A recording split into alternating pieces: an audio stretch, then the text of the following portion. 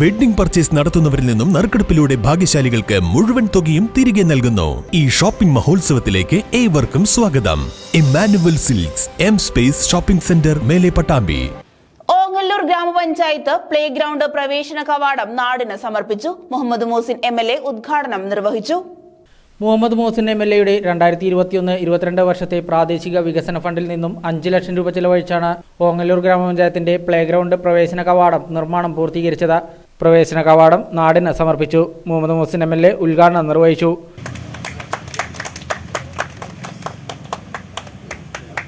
ഗ്രൗണ്ടുകൾ ചെറുളിപ്പറമ്പ് ground, നമ്മുടെ Sankaramangalam ground, ഇത് രണ്ടും നവീകരിച്ചു. ഓങ്ങല്ലൂർ പഞ്ചായത്ത് ഗ്രൗണ്ട് ഏറ്റവും പ്രധാനപ്പെട്ട, ഈ നാട്ടിലെ കായിക പ്രേമികളുടെ ഏറ്റവും പ്രധാനപ്പെട്ട ഒരു കളിസ്ഥലം എന്ന നിലയ്ക്ക് ഇതും ഏതാണ്ട് 1 കോടി രൂപ കൊടുത്ത് നവീകരിക്കുകയും അനുബന്ധ സൗകര്യങ്ങൾ ഒരുക്കുകയും ചെയ്തു.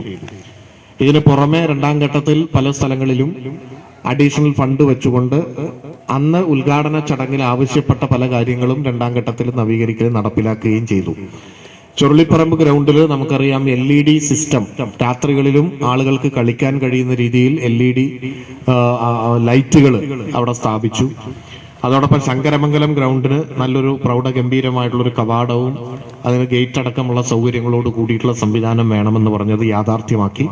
ഇപ്പോൾ നമ്മുടെ ഓങ്ങല്ലൂരിലും അന്ന് ആവശ്യപ്പെട്ട പ്രധാനപ്പെട്ട ഒരു ആവശ്യമാണ് ഇത്തരത്തിൽ ഒരു ഭംഗിയായിട്ടുള്ളൊരു കവാടവും അതിന് നല്ല ഉതകുന്ന രീതിയിലുള്ള അനുബന്ധ സൗകര്യങ്ങളും യാഥാർത്ഥ്യമാക്കുക എന്നത്.